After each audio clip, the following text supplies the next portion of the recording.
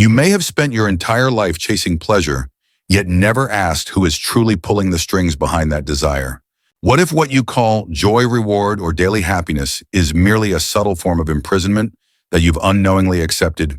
At this very moment, as you read these words, perhaps unconsciously, you're scrolling for a light dopamine, hit a brief escape from a vague, unnamed emptiness.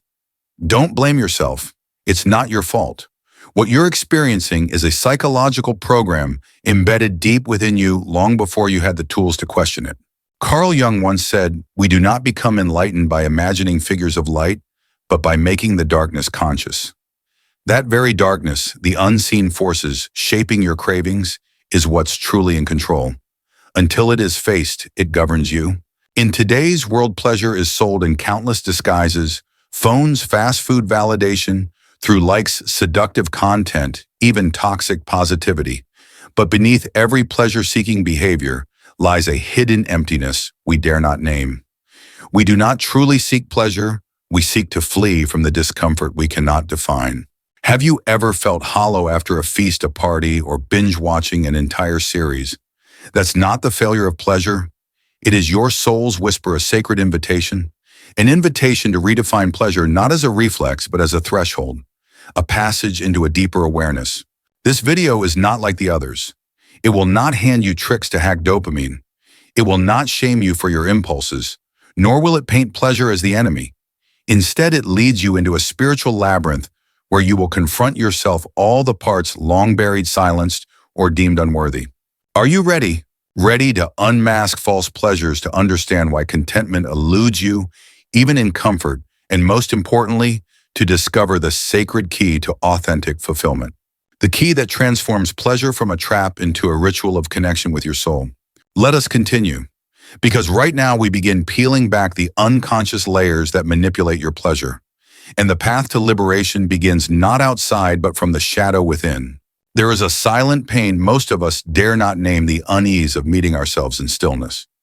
No sound is more terrifying than the echo of our own emptiness, and so we drown it unconsciously in psychological anesthetics, disguised as pleasure.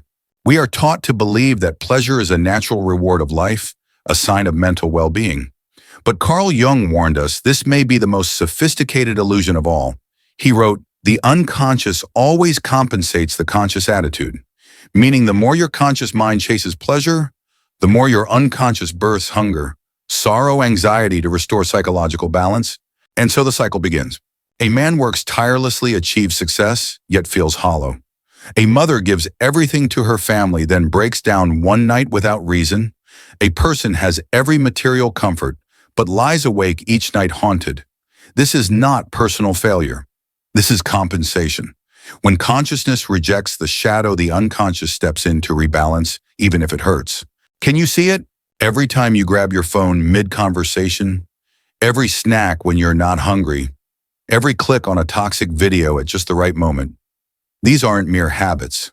They are defenses, echoes from a forgotten soul fragment whispering him in pain. I've been abandoned. I need to be seen. Jung said, until you make the unconscious conscious, it will direct your life and you will call it fate. And that is the beginning of awakening. You are not a slave to desire. You are being guided by the part of your psyche that was never allowed to speak. In a world obsessed with speed and convenience, we forget pleasure is a reaction, not a nature. It is the tip of the iceberg beneath which lies buried dreams, suppressed memories and emotions we were once told were wrong, weak, or shameful. And tragically, society encourages denial, prescribing consumption over contemplation, distraction over presence, shallow healing over sacred integration. No one teaches us how to be alone with ourselves. No one teaches us how to meet our shadow, the part of us we pretend not to be. That is why this video exists. I'm not inviting you to abandon pleasure. I'm inviting you to see through it. You may still drink the wine, watch the film, savor the chocolate. But this time, ask yourself, what do I truly need right now? Is there a pain I'm trying to silence through this pleasure? That question is the key, because the moment you ask it, the shadow stirs. And when the shadow reveals itself, transformation begins. You are not alone on this path. Many just like you feel lost in a world saturated with pleasure, yet starved for meaning. Connect with them. Share in the comments a moment where you realized that a pleasure in your life was actually an escape. By sharing, you don't just help others, you begin reclaiming the forgotten parts of yourself. This journey is not for those seeking quick fixes. It's for the soul ready to dig deep, to sit in silence, and to ask, who am I beneath these fleeting desires? And that leads us to the next step, when pleasure ceases to be compensation for wounds and becomes a guide toward wholeness. A guide toward the place where anima, shadow, and self converge in the sacred process Jung called individuation. The truth is, pleasure doesn't disappear, it transforms. And if you are brave enough, you will discover the deepest joy comes not from avoiding the dark, but from walking through it. Stay with me. What I'm about to reveal may be the most important key you've ever heard about how your unconscious creates pleasure, not to help you live, but to help you forget you're not living as your true self.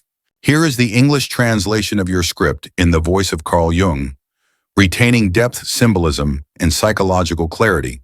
Imagine this, it's late at night. You sit alone, the blue glow of your phone screen flickering on your face.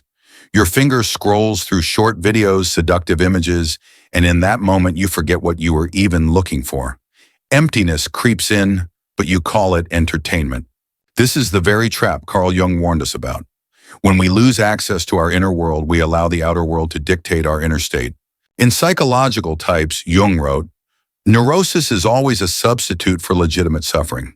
When we numb our rightful pain with pleasure, with distraction, we unknowingly create the very disorder we fear most, the loss of inner orientation. Pleasure is not the enemy, but when it becomes an anesthetic for wounds we refuse to witness, we build a golden cage. From the outside, all seems well, you smile, you live well, maybe even succeed. But inside, a part of you is starving. Have you felt that? We name this pain in modern tongues burnout, anxious attachment, dopamine fatigue, ADHD, existential crisis. But Jung named it differently, a fracture between the ego and the self. When the ego rules unchallenged, every choice becomes reactive. Pleasure no longer signals aliveness, it signals disconnection. And the most dangerous part, you can live your entire life this way and never know. If pleasure is light, then what casts the long shadow behind you? That shadow is your shadow, the repository of all you dare not admit. Fear of abandonment, feelings of unworthiness, wounds of childhood, dreams you buried to survive. They don't vanish. They sink into the depths of your psyche and return as compulsions, social media addiction, impulse shopping, toxic relationships, or the emptiness that follows each achievement. Jung said one does not become enlightened by imagining figures of light, but by making the darkness conscious. Pleasure cannot heal the shadow, but the shadow, if listened to, can transform your relationship with pleasure. You stop fleeing your feelings. You learn to stay, to observe, to breathe with your pain. And from that deep place, pleasure arises not as escape, but as integration. If any part of this resonates within you, I invite you right now to share. Comment below with a recent moment when you reach for pleasure just to escape something deeper. Not to confess, but to connect.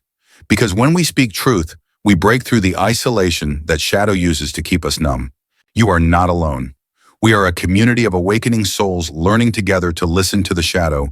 And it is in that space that we discover a new kind of pleasure, quiet, deep, slow, whole.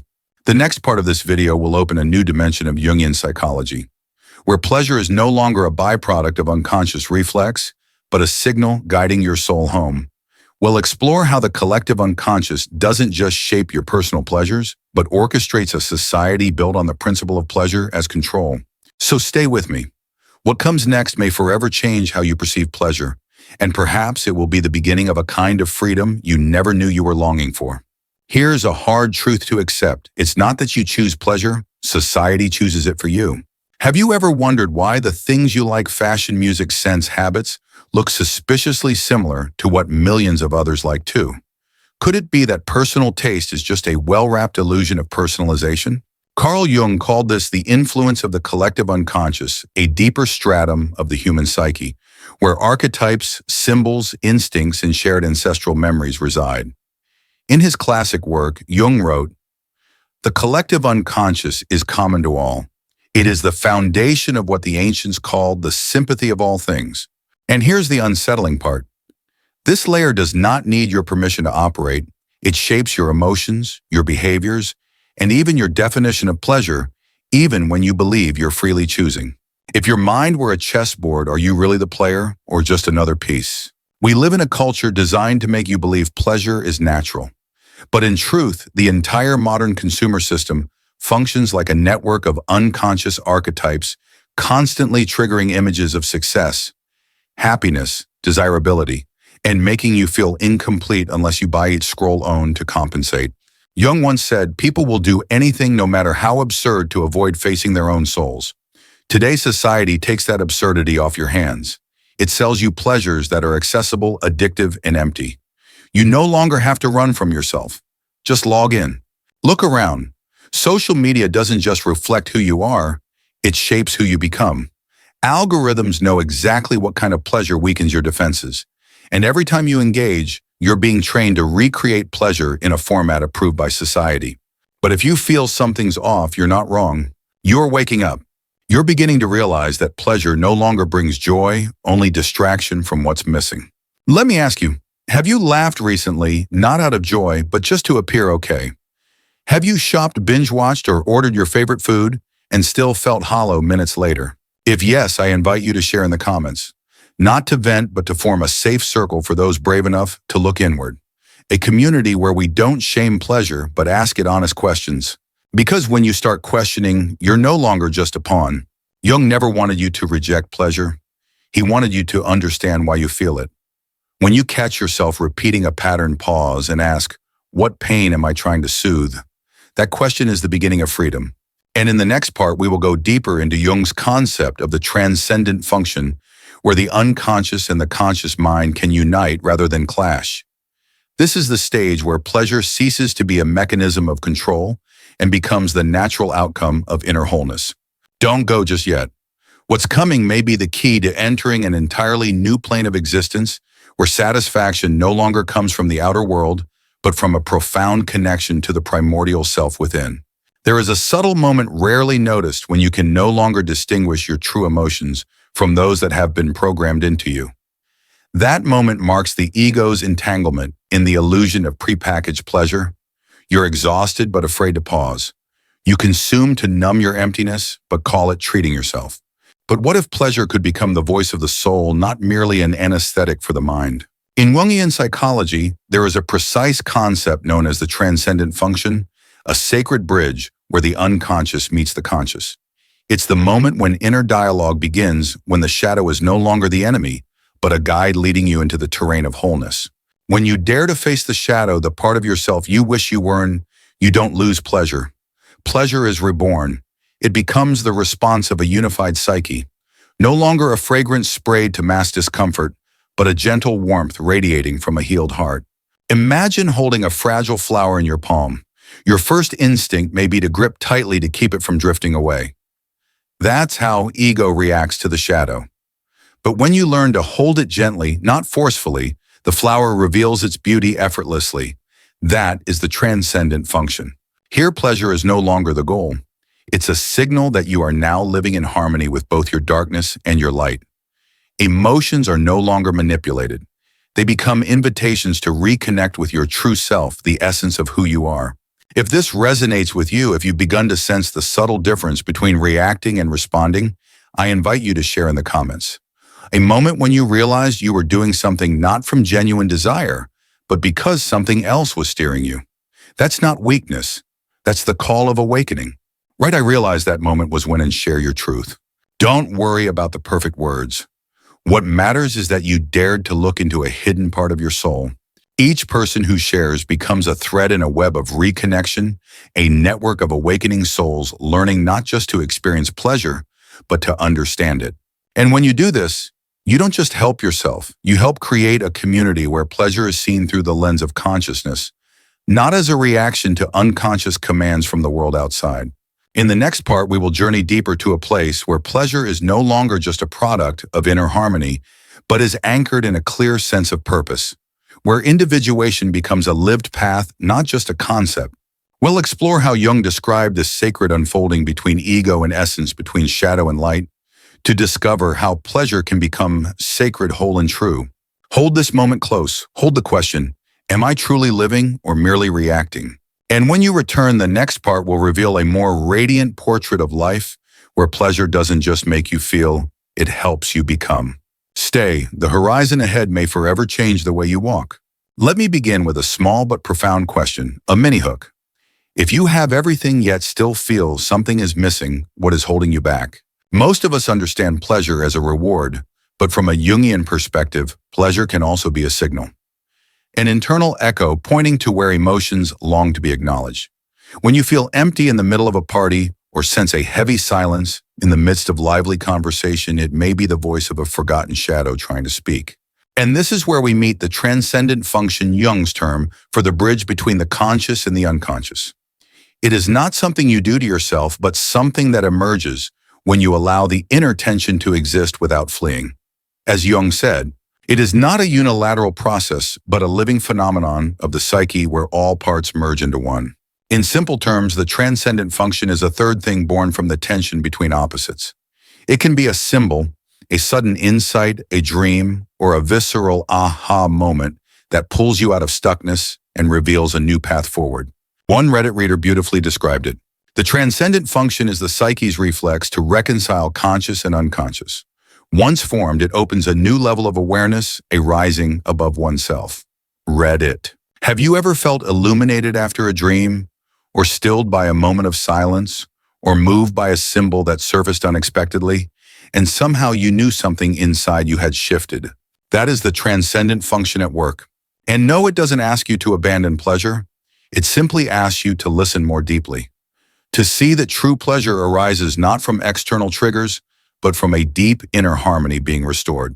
When you feel yourself reconnecting not just with habits, not just with dopamine, but with emotions long buried, that's when the self is inviting you home.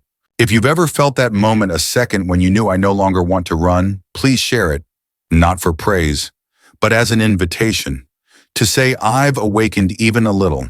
And in doing so, you help build a community of deep seeing. Every time you share, you don't just heal a piece of yourself.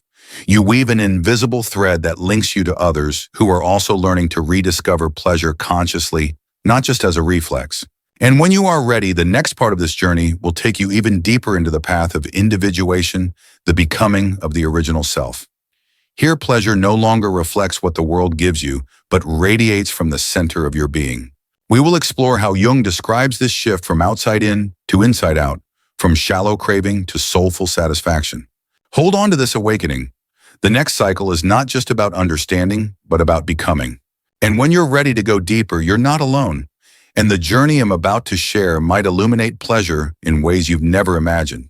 Have you ever felt yourself fall into a strange peace without knowing why? As if the stillness itself was whispering, this is where you belong. Perhaps that moment wasn't a destination, but a sign of integration, a fleeting glimpse of harmony between the ego and the self. In Jungian psychology, we call this the unfolding of individuation, not merely separating to stand alone, but returning to yourself in your entirety. It's when you no longer feel driven by a chaotic collection of desires, fears, or hungers. Instead, every emotion, even pleasure, begins to speak the truth of your soul. Individuation begins with the shadow, the part you avoided, and finds its wholeness when ego and shadow together turn toward the self. You begin to see that your cravings don't come from lack, but from a deep yearning to express a part of your being that has long been unseen. Pleasure in this light becomes something sacred, not a race, not a reward, but a soul anecdote, a tender, almost mystical moment of alignment with your essence. You may feel this through a single breath, a gentle touch, a tear-filled glance. These quiet, wordless moments are the stars leading you back home, back to the self that always knew but was forgotten. If you've ever had such a moment, no matter how fleeting, I encourage you to share it. A simple comment like "I felt that once" can open up a soft, sacred space for others to join you. Because a Jungian community is not about grand theories, it is built from the everyday moments we dare to make meaningful again, where every insight is a small awakening and every story shared becomes a thread of collective remembering. Each story is a flower blooming from the shadow. Speak yours, not to be seen, but to see yourself more clearly, to feel held among others who are also waking up. And in the next part of this video, we will journey into the world of symbols, the mysterious language of the unconscious. From the hidden butterfly of the night to the sacred fires, first flicker from dream mandalas to unsettling visions, Jung said symbols reveal more than they conceal. And when you find your symbol, pleasure is no longer something you chase, but a story you're living into. Get ready to explore the language of the unconscious, where every symbol is a doorway, and every time you dare to look, you return a little more whole. Don't go just yet. The next part won't just explain, it will plant a seed of awakening in your soul. And now, as this journey reaches its final chapter, I invite you not to end, but to sit with yourself in this quiet, sacred moment. Have you noticed it? That strange relief when you stop chasing pleasure like instinct and begin to see it as a mirror of the soul? Pleasure hasn't disappeared. It's still here, soft as a morning mist. But now it carries a depth it never had before. Because now you are no longer a servant to your impulses. You are in dialogue with them. Carl Jung once said, until you make the unconscious conscious, it will direct your life, and you will call it fate. Fate isn't written in the stars. It is written in your smallest choices every time you click a video, touch a feeling, or simply sit still and breathe. If something in this video stirred something in you, some gentle familiarity, a sense of coming home, leave a comment. Just one line, even a quiet. This touched something in me is enough. Not for the YouTube algorithm, but because your truth written out loud might be the light someone else needs tonight. This is a community of those walking through the dark, each carrying a small flame. Not to seek light outside, but to become it inside. I don't have a magic formula to keep you happy forever. What I offer are fragments from the unconscious windows through which you might glimpse I'm not alone in this. If this brought you value, consider subscribing. Not for numbers, but so you and I might meet again in future journeys that go deeper, reach wider. Each video is a sliver of the soul. And if you feel called, share this with someone who's feeling stuck. You never know, as Jung once discovered, when a book fell into his hands at the perfect moment, this video might arrive exactly where it's needed. Sometimes one sentence, one image, one pause is enough to shift the course of a life. Remember this before we part. He who looks outside dreams. He who looks inside awakens. Every awakening begins with a single honest gaze inward. And you've done that today. That is no small thing. That is courage. If you're still processing, still unsure, or just want to share your experience, drop it in the comments. Every word you write is a seed. Every voice that speaks is someone healing with language. And you know what? In the collective unconscious that Jung spoke of, we, even without faces, are connecting through symbols, sounds, and silent resonance. Your soul is echoing with thousands of others on this path. So don't let it stop here. In the next video, we will open the door to dream symbols, those strange poetic images that seem nonsensical, but often carry the deepest messages of who you truly are. If you're ready to continue, let your soul be the compass. Thank you for being here. And if you're asking yourself, what should I do next? The answer is simple. Be still for a few minutes. Don't do anything. Just listen inwardly. And maybe something has already begun to shift. You'll see you again in a deeper place within you.